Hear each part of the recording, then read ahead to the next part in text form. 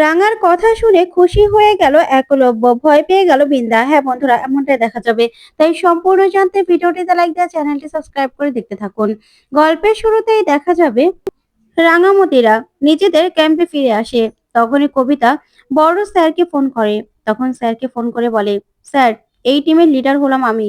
আমার এত বছরের এক্সপেরিয়েন্স।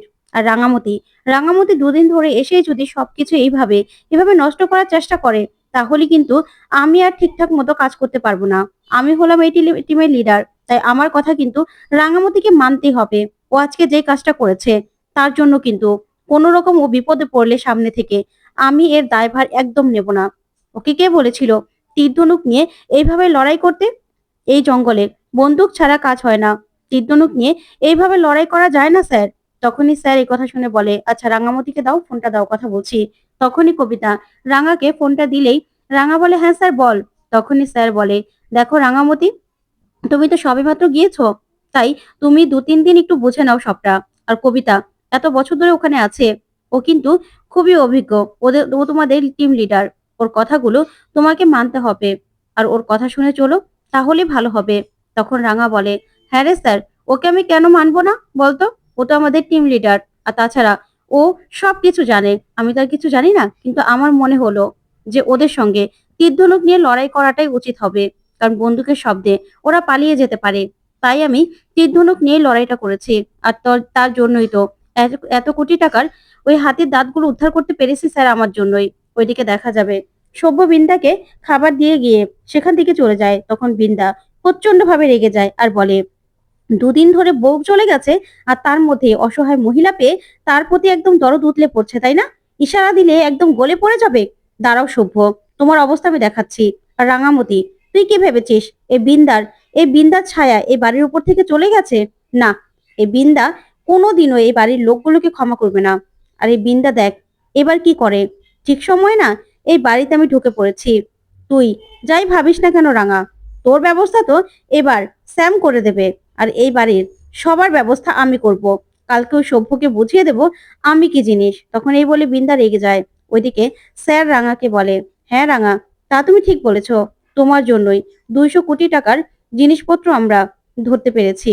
তার জন্য তোমার উপর সত্যি আমরা প্রাউড ফিল করছি। তবে তুমি যা করবে একটু সাবধানে করবে। তখন রাঙা খুশি হয়ে যায় আর বলে, ঠিক আছে স্যার, তোরা চিন্তা করিস না রে। তখনই স্যার বলে, রাঙা, আমাদের মনে হচ্ছে না যে ওরা ওরা আর সহজেই জঙ্গলে ঢুকবে, কারণ সবকিছু তো পুলিশের কাছে পৌঁছে গেছে। আর পুলিশ এখন কড়া পাহারাও দিচ্ছে, ঠিক আছে? তাই তোমরা সাবধানে থেকো। এই বলেই ফোনটা রেখে দেয় রাঙা। তখন কবিতা বলে, শোন শোন রাঙামতি, তুই যদি আমার উপর দিয়ে বাড়াবাড়ি করার চেষ্টা করিস না, তাহলে কিন্তু আমার থেকে খারাপ আর কেউ হবে না। তুই যদি আমার উপর দিয়ে আবার কোনো মাতাব্বরি করিস, তাহলে আমি তোর নামে কমপ্লেন করে তোকে সাসপেন্ড করতে বাধ্য হব। এই বলে কবিতা চলে গেলেই ওইদিকে বাকি দুজন রাঙাকে বলে, রাঙারে, কবিতা দিদি ভালো আছে, কিন্তু সে কেন যে এরকম ভাবে গোমরা মুখে থাকে তা আমি জানি না। তুই ওনার কথা শুনিস, ভালো লাগবে। ওইদিকে দেখা যাবে ময়না বিন্দাকে সব কাজ বুঝিয়ে দিতে থাকে আর বলে, শোনো, সবাই কিন্তু সকাল সকাল ঘুম থেকে উঠে নিজেদের চা খেতে পছন্দ করে। সবার জন্য চা বানাবে, এক একজন এক এক রকমের নাস্তা খেতে পছন্দ করে। আর আমি আমার জন্যও কিন্তু ঝাল কম দিয়ে খাবার বানাবে। তখন দেখা যাবে পাঞ্চেরি বলে, কি মেজে বৌদি, তোমার বলা হয়ে গেছে? তখন ময়না বলে, শোনো পাঞ্চেরি, বলে তো দিতেই হবে, নতুন লোক আবার চুরি টুরি করবে নাকি, তা ঠিক আছে নাকি? ওইদিকে বিন্দা মনে মনে খুব রেগে যায় আর মনে মনে বলে, ময়না, 2 দিন আগেও তো আমার পায়ের নিচে পড়ে থাকতিস, আর এখন যখন আমি নেই, তোর স্বামী তো চুরি করে, আর তুই কিনা আমাকে চোর বলছিস। দাঁড়া, একবার শুধু সবকিছু হাসিল করি, তোকে দেখ কি করি। তখনই ময়না বলে, কি, আমার কথা শুনেছো তো? তখনই বিন্দা বলে, আসলে আমি প্রথমে রাগ করেছিলাম। চোর ভাবাটা স্বাভাবিক আপনাদের জন্য, এখন না রাগটা চলে গেছে, কারণ আমি অজানা অচেনা লোক, চুরি তো করতেই পারি, আমাকে তো চোর ভাবতেই পারেন। তখন পাঞ্চেরি বলে, আচ্ছা ঠিক আছে, তোমাকে এ নিয়ে ভাবতে হবে না। বাবা সকাল সকাল চা খায়, চলো তোমাকে দেখিয়ে দিই। তখনই বিন্দা বলে, আমাকে দেখাতে হবে না, আমি সবকিছু করে নিচ্ছি। এমন ভাবে সব কাজ করা শুরু করে যেন ও সব আগে থেকে চিনে। তখন ওরা দুজন তাকিয়ে থাকলেই বিন্দা বলে, কি ব্যাপার, তাকিয়ে আছো কি কেন আমার আমার দিকে? তখন ময়না বলে, তাকাবো না? তুমি যেইভাবে কাজ করছো মনে হচ্ছে যেন এটা তোমারই রান্নাঘর, তুমি আগে থেকেই চিনো, তুমি আগে থেকেই সবটা কি করে জানো? পাঞ্চেরি, তোমার মেজদা কিন্তু খারাপ বলেনি, যাকে তাকে বাড়িতে ঢোকানো একদম উচিত হয়নি। তখন পাঞ্চেরি বলে, সেটা আমিও দেখছি। আচ্ছা, তুমি কি করে জানলে যে এই রান্নাঘরের কোথায় কি আছে? আমি তো সেটা বুঝতে পারিনি। তুমি কি করে জানলে বলো? তখনই বৃন্দা ভয় পেয়ে যায়। তারপরে দেখা যাবে সেখানে সভ্য চলে আসে আর এসেই বলে, ও তো জানবেই। ও আগে থেকেই সবটা জানে। কারণ খাওয়া-দাওয়ার পরে কালকে রাতে আমি সব কাজ ওকে বুঝিয়ে দিয়েছিলাম।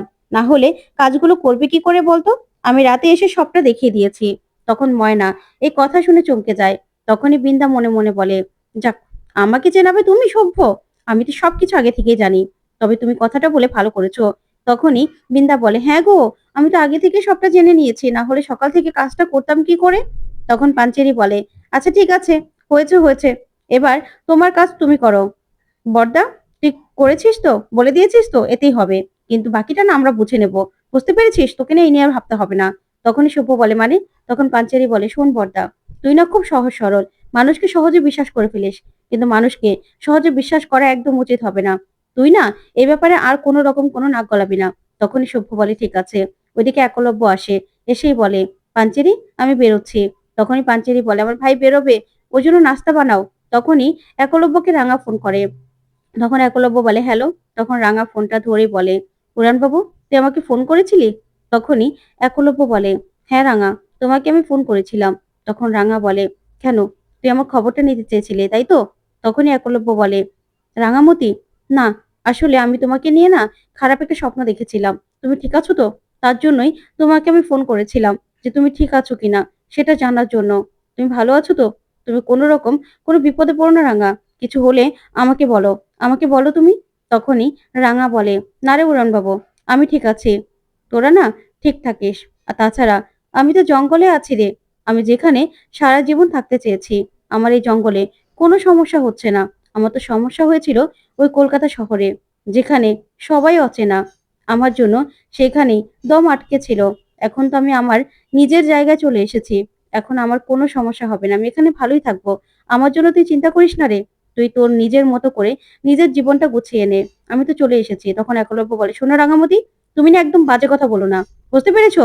তুমি আমার বউ ছিলে, তুমি আমার বউ থাকবে। তোমার আমার সম্পর্ক না কখনো শেষ হয়ে যাবে না। তখনই অদিতি আসে। তখন একলব্য অদিতিকে দেখে বলে, হ্যাঁ রাঙামতি, তোমাকে একটা কথা বলা ছিল। সত্যজিৎ স্যার আর অদিতির বিয়ে সামনের নভেম্বর মাসের 17 তারিখে। তোমাকে কিন্তু সেদিন আসতেই হবে। তখন রাঙা বলে, তাই নাকি? তাহলে তো খুব ভালো কথা। তখন একলব্য বলে, শোনো, সেদিন আমি ঠিক করেছি তোমাকে আমি সিঁদুর পরিয়ে আবারও ওদের সঙ্গেই বিয়ে করব। তখন তো এই কথা শুনে রাঙা চমকে যায়। এদিকে একলব্য খুব খুশি হয়ে যায়। তখন বৃন্দা চমকে গিয়ে মনে মনে বলে, এসব কি বলছে একলব্য? ওইদিকে সহদেব নিজেদের মাল নিয়ে যাওয়ার, পুলিশে নিয়ে যাওয়ার ভিডিও দেখতে থাকে। আর সহদেব প্রচন্ড ভাবে রেগে যায় আর বলে, রাঙামতি, তুই আমার জীবনটা পুরো শেষ করে দিয়েছিস। এবার আবার আমার মালগুলো সব শেষ করে দিলি। তোর জন্য তোর জন্য আমার জীবনটা পুরো শেষ হয়ে গেছে। তোকে আমি ছাড়বো না। ছাড়বো না তোকে আমি। তুই এখানেও চলে এসেছিস।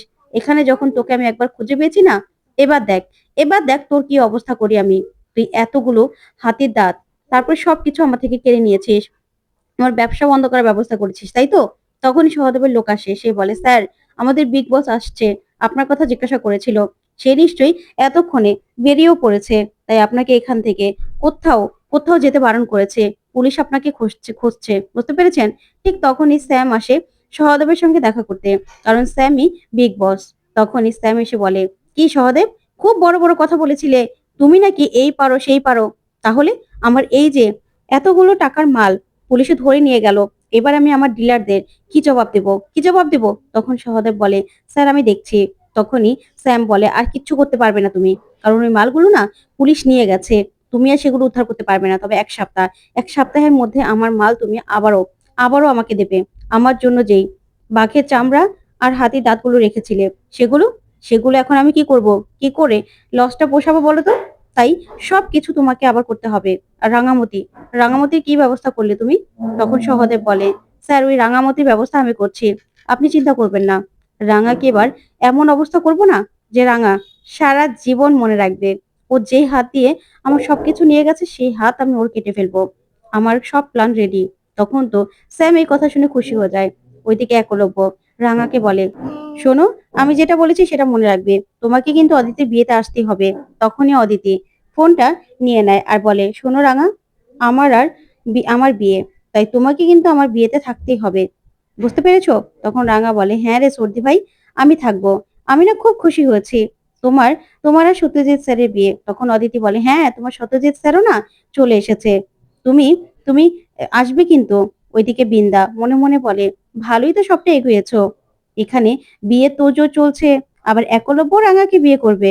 কিন্তু রাঙা তো এখানে আসতে পারবে না। নিশ্চয়ই এতক্ষণে স্যাম সব ব্যবস্থা করে ফেলেছে। ওইদিকে অদিতি বলে, শোনো রাঙা, নাও তুমি তোমার সত্যজিৎ স্যারের সঙ্গে কথা বলে নাও। তখন সত্যজিৎ বলে, রাঙা? তখন রাঙা বলে, হ্যাঁ স্যার বল। তখনই সত্যজিৎ বলে, শোনো রাঙা, তোমার সঙ্গে আমার অনেক কথা আছে, বুঝতে পেরেছো? তোমাকে কিন্তু আমার আর অদিতির বিয়েতে আসতেই হবে, থাকতেই হবে। তুমি কিন্তু সেই প্রস্তুতি নিয়ে নাও, আর সেই অনুযায়ী অ্যাপ্লিকেশনটাও জমা দিয়ে দাও। তখনই রাঙা বলে, ঠিক আছে, ঠিক আছে, আমি দেখে নেব। তখনই সত্যজিৎ বলে, আমরা সবাই চাই তুমি এই বিয়েতে আসবে। তখন এই কথা শুনে সবাই বলে, হ্যাঁ হ্যাঁ, আমরা সবাই চাই। তখন রাঙা বলে, হ্যাঁ রে সত্যজিৎ স্যার, আমি আসবো, তুই চিন্তা করিস না, আমি আসবো। তুই যেভাবে বলেছিস সেভাবে করব। কারণ তোর মতো একটা ভালো মানুষের সঙ্গে আমার ছোটদি ভাইয়ের বিয়ে হচ্ছে, আর আমি আসবো না, সেটা কি হয় নাকি? আমাকে তো আসতেই হবে। তখন সত্যজিৎ খুব খুশি হয়ে যায় আর বলে, শোনো রাঙামতি, তুমি না আসলে কিন্তু আমাদের বিয়েটা হবেই না। তখন রাঙা বলে, কি বলছিস, আমি আসবো না? সেটা কি হতে পারে নাকি? আমি তো অবশ্যই আসবো। তখন একলব্য বলে, শোনো, আমাদের বিয়ের কথাটাও কিন্তু ভুললে চলবে না। আমি কিন্তু বিয়ের তোড়জোড় শুরু করছি, অনেক কেনাকাটা করতে হবে। এই বলেই এই বলে একলব্য বেরিয়ে যেতে থাকে। তখন অদিতি বলে, দাঁড়া ছোটদা ভাই, তোর মোবাইলটা। তখন মোবাইলটা দিয়ে দিলে ওইদিকে রাঙা একলব্যর কথাগুলো ভেবে খুব কষ্ট পায়। তো বন্ধুরা, কেমন লাগলো আজকের আপডেট? কমেন্ট করে জানাও। ধন্যবাদ।